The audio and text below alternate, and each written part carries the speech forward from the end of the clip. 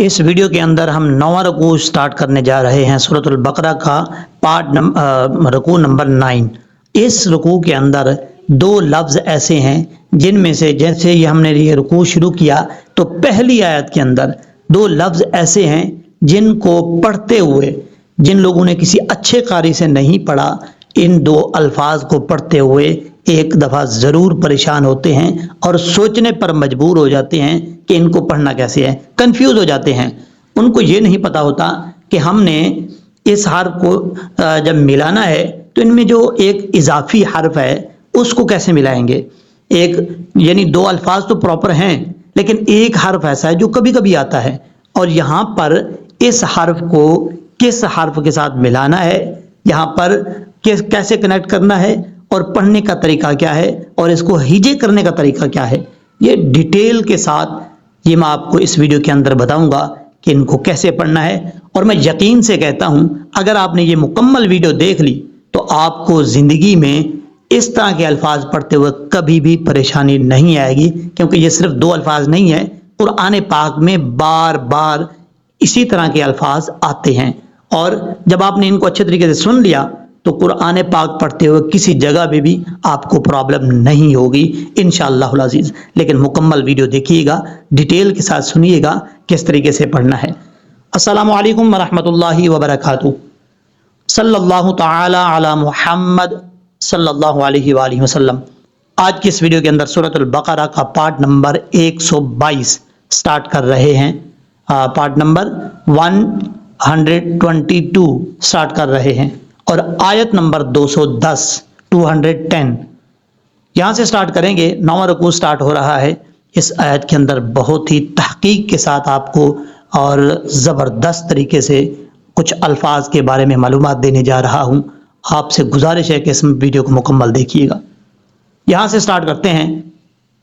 अऊज़ु बिल्लाहि मिनश शैतानिर रजीम, बिस्मिल्लाहिर रहमानिर रहीम।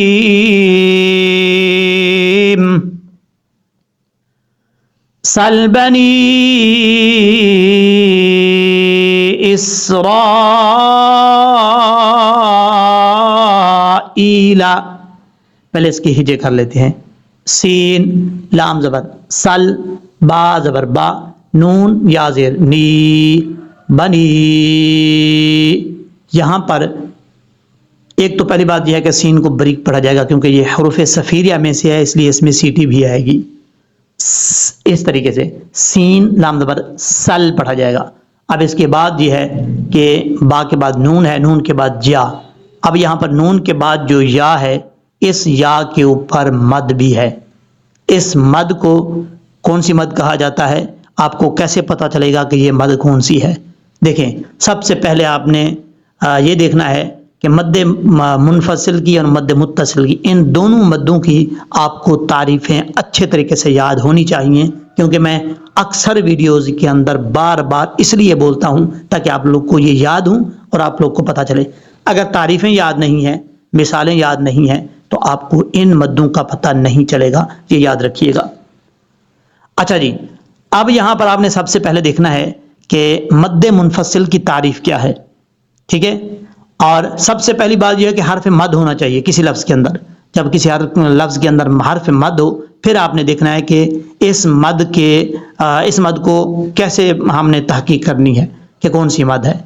हर्फ मद इसमें कौन सा है, बनी में या साकिन है, इसके ऊपर मद है, ये जो आपको नज़र आ रही है जिसके ऊपर मैंने एरो रखा हुआ है। अब यहाँ पर इस मद को कैसे पता करेंगे, मद मुनफसिल की तारीफ आपने देखनी है। मद मुनफसिल की तारीफ क्या है, हर्फ मद के बाद हमजा दूसरे कलमा में हो तो मद मुनफसिल होती है। अब यहाँ पर देखें, हर्फ मद या है, या के बाद या, ये जो लफ्ज़ बनी है ये एक लफ्ज़ है। अब या जो है हर्फ मद इस लफ्ज़ के अंदर है।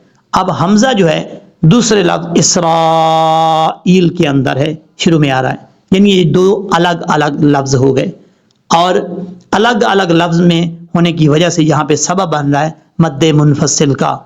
तारीफ आपको जैसे मैंने बताई थी, हर्फ मद के बाद हमजा दूसरे कलमा में हो तो मद मुनफसिल होती है। अब यहाँ हर्फ मद या के बाद हमजा दूसरे लफ्ज़ में है, इसलिए यहाँ पर इस मद को मद मुनफसिल कहा जाएगा। मुनफसिल का मतलब जुदा जुदा, मद का मतलब लंबा करना, लॉन्ग करना। अब यहाँ पर इसकी मिकदार कितनी है, इसको 2.5 से 3 अलिफ के बराबर आप इसको लंबा करके पढ़ सकते हैं। कैसे? बनी, इस तरीके से। अब इसके बाद है लफ्ज इसराईला। अच्छा, यहां पर दोनों मद्दे इकट्ठी आ गई हैं, पहले मद्दे मुनफसिल, अब यहां पर मद्दे मुत्तसिल की पहचान भी आपको हो जाएगी। कैसे? यहां पर एक सादा अल्फाज में आपको पहचान बताना चाह रहा हूं। ये मद्दे मुनफसिल की मद है, यानी इसके ऊपर ये जो लकीर है ये बरीक है, जिसके ऊपर मैंने एरो रखा हुआ है। और मद्दे मुत्तसिल की जो है, यहाँ पर ऊपर हर्फ मद के ऊपर जो लकीर होती है वो मोटी शक्ल में आती है, आपको इस तरीके से नजर भी आ रही होगी इस अलिफ के ऊपर। ये भी पहचान आप कर सकते हैं, जहाँ बरीक हो मद्दे मुनफसिल और आगे जो है मद्दे मुत्तसिल। और यहाँ पर दूसरी तहकीक ये है कि हर्फ मद के बाद हमजा अलिफ की शक्ल में हो तो मद्दे मुनफसिल, अगर हर्फ मद के बाद हमजा आइन की शक्ल में हो जैसे ये है तो मद्दे मुत्तसिल। लेकिन किसी किसी जगह में उलट भी हो जाता है, याद रखिएगा। एक जो इसकी तारीफ है, अगर वो आपको इसकी तारीफ याद है तो वो कभी उलट नहीं होता, जो तारीफ आप पढ़ेंगे वही होगी, ये याद रखिएगा। अब यहां पर मद्दे मुत्तसिल की मिकदार है 3 अलिफ के बराबर, आप इसको लंबा करेंगे। इसके हिजे कर लेते हैं, हमजा सीन जेर इस, रा अलिफ मद जबर रा, मद का नाम ना लें तब भी ठीक है। मकसद यह है कि मद पता होना चाहिए कि यहाँ पर मद है, इसको लंबा करना है। हमजा या जेर ई, लाम जबर ला, इस रा ईला, इस तरीके से। अब हमजा के बाद या है, या मद्दा है। आपको कैसे पता चलेगा कि या मद्दा है? आपने देखना है या साकिन है कि नहीं है। अगर या साकिन नहीं है तो फिर तो मद्दा वाली यहाँ कोई बात ही नहीं है। मद्दा वाली बात उस वक्त होती है जब या साकिन हो। अब यहाँ पर आपको कैसे पता चलेगा कि या साकिन है? या के ऊपर अगर जज्म होगा तो या मद्दा होगा, क्योंकि पिछली वीडियोस के अंदर आपको मैंने बताया था जिस हर्फ के ऊपर जज्म हो वो हर्फ साकिन होता है। अब यहाँ पर या जो है ये हर्फ है, जब भी कोई एक हो, यानी बा हो, ता, फा, जब ये अलग अलग होते हैं तो ये हर्फ होते हैं। जब 3-4 इकट्ठे मिल के आते हैं फिर ये लफ्ज बन जाता है। अब यहाँ पर बा या जो है ये हर्फ है, या के ऊपर जज्म है, ये या साकिन है। अब आपने देखना है कि या साकिन से पहले जेर है या जबर। अगर या साकिन से पहले जबर होगा तो या लीन होगा, यानी या लीन का मतलब उसको लंबा नहीं करेंगे। लेकिन यहाँ पर या लीन नहीं है, यहाँ या साकिन से पहले जेर है, तो क्या हुआ? या मद्दा हुआ। एक अलिफ की मिकदार इसको लंबा करके पढ़ेंगे। मुझे उम्मीद है कि आपको अच्छे तरीके से समझ आ गई होगी। इस यहाँ पर जब सीन को पढ़ेंगे तो बाद का लोग पढ़ते हैं इस रा, सीन में कलकला कर जाते हैं। ये गलती आपने नहीं करनी, कलकला नहीं होना चाहिए। कलकला का मतलब होता है आवाज, यानी जुम्बिश, आवाज का लौटना, ये इसको कलकला कहा जाता है। यहाँ पर मैं आपको छोटी सी मिसाल देके समझाता हूँ। यहाँ पर देखें, अगर आप पढ़ेंगे इस रा तो ये कलकला है। इस रा नहीं पढ़ना। पढ़ना कैसे? इसका ठीक तरीका क्या है? आवाज जम जाए और सिटी की आवाज है। इस रा, इस रा ईला, इस तरीके से। अब इसके बाद है कम आतैनाहुम मिन, बस इसी लाइन के अंदर वो अल्फाज हैं जिनके बारे में आपको मैंने बताया था, आपने तवज्जो से सीखना है। काफ मीम जबर कम, हमजा खड़ा जबर आ, ता या जबर तई, आ तई। यहां पर ता के बाद जो या है ये या लीन है, लेकिन आपको कैसे पता चलेगा या लीन है? अभी आपको बताता हूं मैं। यहां पर आपने सबसे पहले देखना है या साकिन है कि नहीं है। अगर या साकिन है तो फिर लीन और मद्दा की तरफ जाएंगे, साकिन नहीं है तो फिर जरूरत ही नहीं है। यानी या के ऊपर जबर है, या के नीचे जेर है, या के ऊपर पेश है, तो फिर मद्दा या लीन की तरफ हमने जाना ही नहीं। फिर तो जाहिर सी बात है मद्दा या लीन नहीं हो सकती। जब या के ऊपर जज्म होगा तब देखा जाएगा कि उससे पहले वाला हर्फ क्या है। इसमें ये या मद्दा कब होती है, या लीन कब होती है, ये याद रखिएगा। ये यहाँ पर ये पॉइंट की बात आपको बता रहा हूँ। ये या साकिन है। अब यहाँ पर आपने देखना या साकिन से पहले जेर है या जबर है। अगर जेर होगा तो या मद्दा, جیسے یہاں پر اسرائیل میں پڑھا تھا. اب یہاں پر یا ساکن سے پہلے زبر ہے تا کے اوپر، تو اس کا مطلب یہاں پر یا لین ہے یا مدہ نہیں ہے. یا لین کا مطلب ہے یا کو لمبا نہیں کریں گے. کیسے؟ تا یا زبر تائی، اگر آپ پڑھیں گے تا یا زبر تائی یہ غلط ہے، ایسا نہیں پڑھنا. تائی، نون کھڑا زبر نا، ہا میم پیش ہم، آتیناہم. اب ہا کو، یہ جو ہا ہے بھاری ساؤنڈ والی، اس ہا کو پہلی میم کے ساتھ نہیں کنیکٹ کرنا، دوسری میم کے ساتھ ملانا ہے. میں پہلی میم جو ہے ساکن ہے، اس کو حذف کر دیں گے، یعنی گرا دیں گے، چھوڑ دیں گے. ہا کو جس میم کے اوپر شد ہے اس کے ساتھ کنیکٹ کریں گے. یہاں پہ ادغام مثلین ہو رہا ہے، یعنی دو حرفوں کا، دو ایک جیسے حرفوں کا آپس میں ادغام ہو رہا ہے. ہا میم پیش ہم، میم نون زیر من، آتیناہم من. اب یہاں پر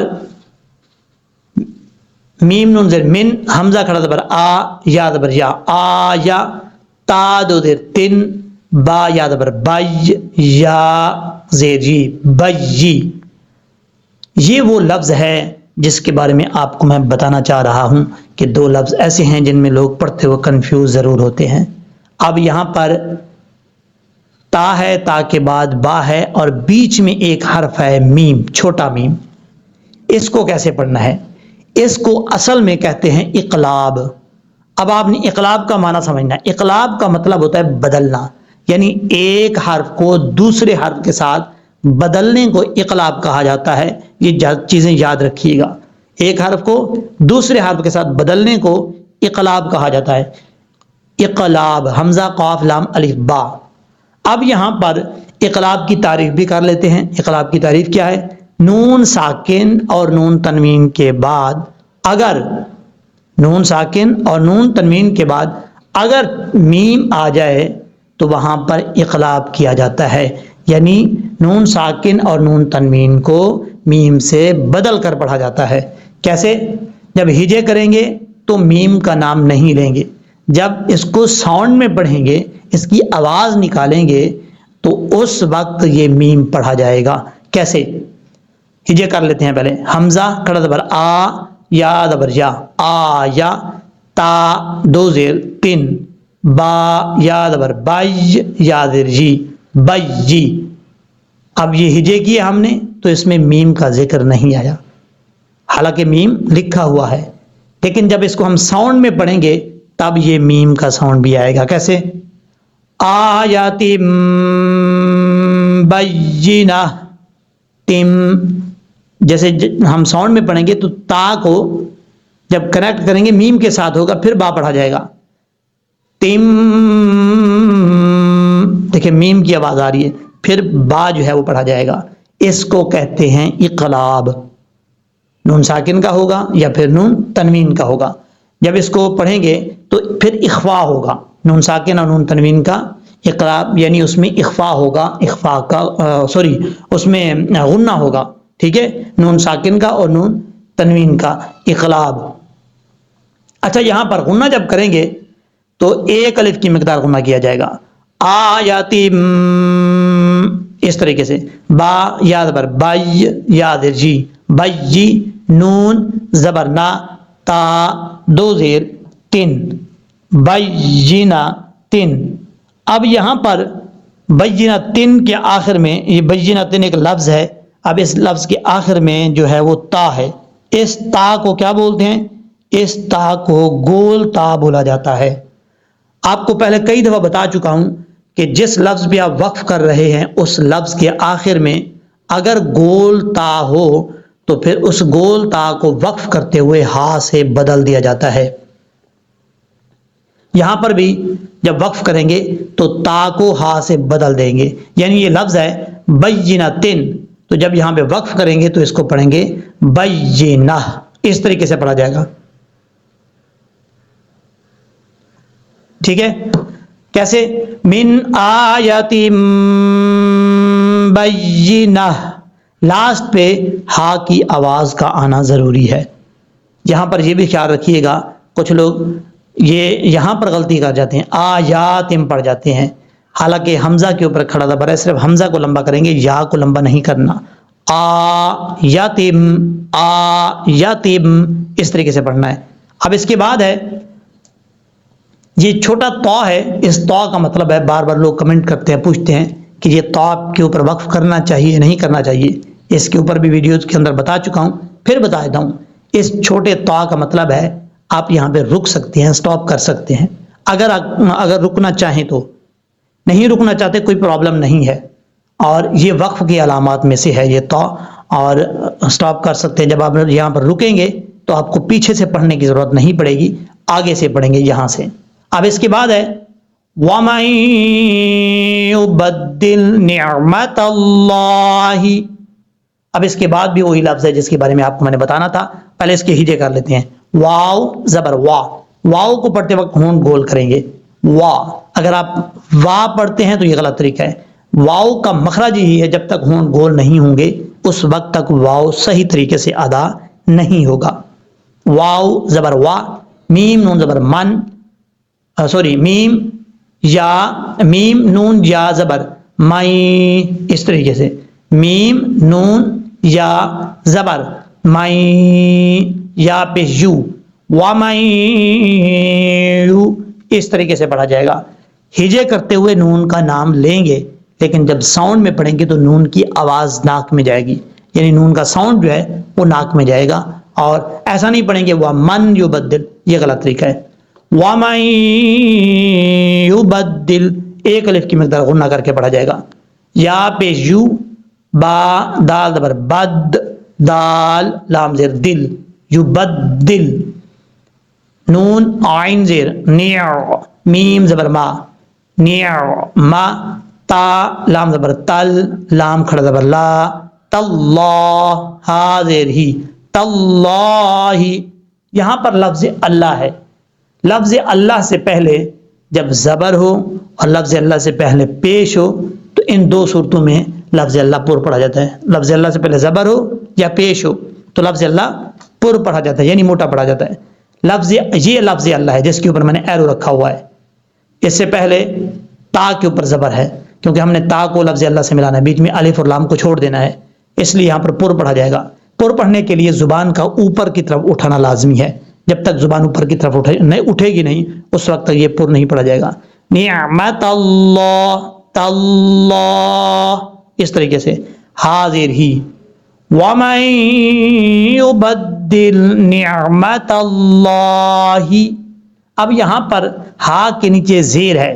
یہ بات بھی آپ کو بار بار پہلے بتا چکا ہوں، پھر آپ کو بتا رہا ہوں. یاد رکھیے گا کبھی بھی حرکات کو لمبا نہیں کیا جاتا. حرکات کیا ہوتی ہیں؟ زبر زیر پیش کو حرکات کہا جاتا ہے.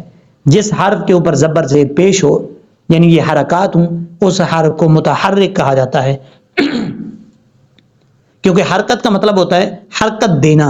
جب بھی وہ کسی حرف کے اوپر آئے گی زبر ہو یا زیر یا پیش کی شکل میں تو وہ حرف کو جو ہے وہ حرکت دے گی. حرکت کے بغیر حرف جو ہے وہ پڑھا نہیں جاتا. جب حرکت دے گی تو پھر وہ پڑھا جائے گا صحیح طریقے سے. کیسے؟ حاضر ہی. اگر آپ اس کو پڑھیں گے حاضر ہے غلط ہو جائے گا، مجہول ہے یہ. حاضر ہی، کیونکہ زیر کا مطلب ہوتا ہے جھکانا، اس لیے حرف کو تھوڑا سا ایسے جھکا کے پڑھیں گے ہی، اس طریقے سے. نعمت اللہ. اب اس کے بعد ہے یہ وہ لفظ ہے جس کے بارے میں آپ کو میں نے شروع میں بات بتائی تھی ویڈیو شروع کرتے ہی، کہ ان دو الفاظ کو پڑھتے ہوئے لوگ پریشان ہوتے ہیں، یعنی کنفیوز ہوتے ہیں کہ ہم نے اس کو کیسے پڑھنا ہے. اب اس لفظ کے ہجے کرتے ہیں. پہلے میم نون زیر من، اور با عین زبر با، دال زیر دی، با دی. یہاں پر بھی دیکھیں ہم نے جب ہجے کیے تو میم کا اس میں نام نہیں آیا، اور جب ہم نے اس کو ساؤنڈ میں پڑھنا ہے تب اس کو پڑھا جائے گا میم کے ساتھ ملا کے. اب یہاں پر دو مثالیں آپ کے سامنے میں پیش کر چکا ہوں، ایک نون تنوین کی، دوسری نون ساکن کی. نون تنوین اور ساکن کا اس کا فرق کیا ہے؟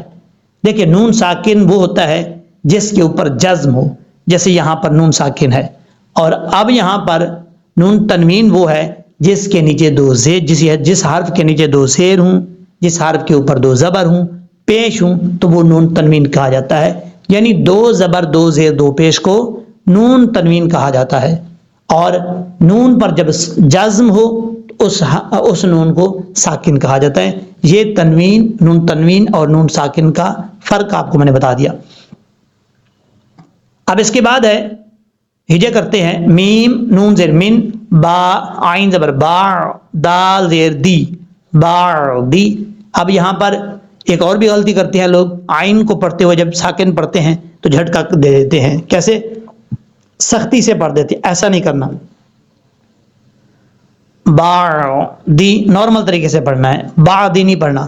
میم باڑ دی غنہ کریں گے ایک الف کی مقدار۔ یہاں پہ بھی وہی قاعدہ لگ رہا ہے جو یہاں لگ رہا تھا، یہاں پر اقلاب کا قاعدہ ہے۔ کیسے؟ نون ساکن، تعریف آپ کو بتا رہا ہوں اقلاب کی۔ اقلاب کا معنی بدلنا ہے، ایک حرف کو دوسرے حرف میں بدل کر پڑھنے کو اقلاب کہا جاتا ہے۔ اور یہاں پر نون ساکن کو ہم میم میں بدلیں گے، کیسے؟ نون ساکن اور نون تنوین کے بعد اگر حرف نون ساکن اور نون تنوین کے بعد، یہ آپ کو میں اس کی تعریف بتا رہا ہوں، آپ نے توجہ سے سننا ہے، اور اگر لکھنا چاہتے ہیں تو لکھ بھی سکتے ہیں۔ تعریف کیا ہے؟ نون ساکن یا تنوین کے بعد اگر حرف با آ جائے تو اقلاب ہوگا، یعنی نون ساکن اور تنوین کو میم سے بدل کر اخفا کریں گے۔ اخفا کا مطلب غنہ ہوتا ہے، یعنی غنہ کریں گے، یہ آپ نے یاد رکھنا ہے۔ اب یہاں پر نون ساکن کے بعد با ہے، یہاں پر نون تنوین کے بعد با رہا تھا، یہاں نون تنوین کا اقلاب تھا اور یہاں پر نون ساکن کا ہے، اور غنہ دونوں کی مقدار غنے کی ایک ہی ہوگی۔ کیسے؟ میم باردی، اس طریقے سے۔ اور اسی لائن کے اندر جو آپ کو میں نے یہ پڑھا ہے، یہ ادغام یرملون ہے۔ ادغام یرملون، نون ساکن کے بعد یا آ رہا ہے حروف یرملون میں سے، اس لیے یہاں پر ادغام یرملون ہوگا، ایک الف کی مقدار غنہ کر کے پڑھا جائے گا۔ اب اس کو ہم پڑھ لیتے ہیں پریکٹس کے طور پہ، پھر ہم لہجے میں پڑھیں گے، اس کے بعد نیکسٹ پیج پہ چلتے ہیں، اس آیت کو کمپلیٹ کرتے ہیں۔ سل بنی اسرائیل کم آتیناہم من آیت بینہ ومن یبدل نعمت اللہ من بعد، اس طریقے سے پڑھنا ہے۔ اب چلتے ہیں ہم نیکسٹ پیج کے اوپر۔ نیکسٹ پیج بھی ہم آ چکے ہیں، یہاں سے سٹارٹ کرتے ہیں۔ سٹارٹ کرنے سے پہلے ایک گزارش کروں گا، بعض اوقات بولتے ہوئے الفاظ آگے پیچھے ہو جاتے ہیں، میں بھی انسان ہوں، غلطی ہو جاتی ہے، تو سب سے معذرت کرتا ہوں، آپ سمجھ جایا کریں، میرا مقصد غلط بتانا نہیں ہوتا۔ اگر کسی الفاظ میں کسی بات میں الفاظ آگے پیچھے ہو بھی جاتے ہیں تو آپ سمجھ جائیے گا، اور جان بوجھ کے نہیں ہوتا، مجھ سے یہ ہو جاتا ہے تیز بولتے ہوئے یا اس طریقے سے۔ اب یہاں سے سٹارٹ کرتے ہیں۔ ما جاءتہ، میم الف زبر ما، جیم الف زبر جا، حمزہ تا زبر ات، ہا پیش ہو۔ یہاں پہ مد متصل ہے، مد متصل کے بارے میں ڈیٹیل کے ساتھ پہلے بتا چکا ہوں، اب یہاں پر صرف لانگ کریں گے اس کو، ڈیٹیل میں نہیں بتاؤں گا۔ ما جا حمزہ تا زبر ات، ہا پیش ہو، ات ہو، اس طریقے سے پڑھا جائے گا۔ فَإِنَّ اللَّهَ، فا زبر فا، حمزہ نون زیر ان، نون لام زبر نل، لام کھڑا زبر لا، نَاللَّهَ، ہا زبر ہا، فَإِنَّ اللَّهَ، یہاں پر نون مشدد کا غنہ ہے، یعنی جس حرف کے اوپر شد ہو اس حرف کو مشدد کہا جاتا ہے۔ اب یہاں پر نون کے اوپر شد ہے تو اس کو کیا کہیں گے؟ مشدد کہیں گے۔ نون مشدد اور میم مشدد، یہ دو حرف ہیں، میم کے اوپر شد ہو یا نون کے اوپر شد ہو تو ایک الف کی مقدار غنہ کرنا ہوتا ہے، یہاں پر ایک الف کی مقدار اس کو غنہ کریں گے۔ فَإِنَّ اللَّهَ شدید العقاب، شین زبر شا، دال یا زیر دی، دال لام پیش دل، شدید عین زیر عی، قاف الف زبر قا با زیر بی عقابی. اب یہاں پر ایک تو آپ نے عین کو اپنے مخرج سے ادا کرنا ہے، اور عین جو ہے اس حلق سے ادا ہوتا ہے جس حلق کا تعلق گلے سے ہے، اور گلے کے درمیان سے ایک سائڈ سے عین ادا ہوتا ہے، دوسری سائڈ سے ہا ادا ہوتا ہے، اور عین کو اپنے مخرج سے ادا کرنا ہے. عین زیر عی عی. اگر آپ نے اس کو پڑھا شدید العقاب تو یہ حمزہ بن جائے گا، اس کا ترجمہ بھی غلط ہو جائے گا. آپ کو سمجھانے کے لیے یہ لفظ استعمال کر رہا ہوں، لیکن اوریجنل لفظ جو یہ اس کو پڑھنا ہے، پڑھنے کا صحیح طریقہ یہ ہے شدید العقاب، اس طریقے سے. اب قاف جو ہے دو نقطوں والا، یہ دو نقطوں والا قاف پر پڑھا جاتا ہے، حروف مستعلیہ میں سے ہے. اس کا مخرج ہے زبان کی جڑ اوپر والے تالو کے نرم حصے سے لگے تو قاف پڑھا جاتا ہے. اب یہاں پر اس کے آگے الف ہے. الف یہ یاد رکھیے گا، ایک اور قانون بتا رہا ہوں، حروف مستعلیہ کے بعد جب بھی الف آئے گا، جیسے حروف مستعلیہ کو پر کریں گے ایسے ہی الف کو بھی پر پڑھا جائے گا. یہ یاد رکھیے گا. ایسا نہیں ہے کہ حروف مستعلیہ کو پر پڑھیں گے الف کو چھوڑ دیں گے باریک پڑھیں گے، ایسا نہیں ہے. جب تک اس کو لمبا کریں گے اس وقت تک اسی مقدار تک یہ بھی پر پڑھا جائے گا، یعنی موٹا پڑھا جائے گا. عقاب اس طریقے سے. یہاں پر جب سٹاپ کریں گے، رکیں گے تو ساکن ہو جائے گا با. اگر آپ نہیں کرتے سٹاپ، ملا کے پڑھنے چاہتے ہیں، آپ کے پاس اتنا سانس ہے لمبا، 2 آیتیں پڑھ سکتے ہیں، تو آپ با کے نیچے زیر، آپ جو بھی آیت پڑھ رہے ہیں اس کے نیچے جو بھی حرکت ہوگی، زیر ہے اوپر پیش ہے زبر ہے، وہ حرکت جو ہے وہ پڑھی جائے گی. یہاں پر زیر ہے تو یہاں پر جب ملا کے پڑھیں گے تو با کے نیچے جو زیر ہے وہ پڑھی جائے گی. وقف کریں گے تو با کو ساکن کر دیں گے. اب اس کو پریکٹس کے طور پہ پڑھتے ہیں. ما جاءته فإن الله شديد العقاب. ما جاءته فإن الله شديد العقاب. صدق اللہ العظیم.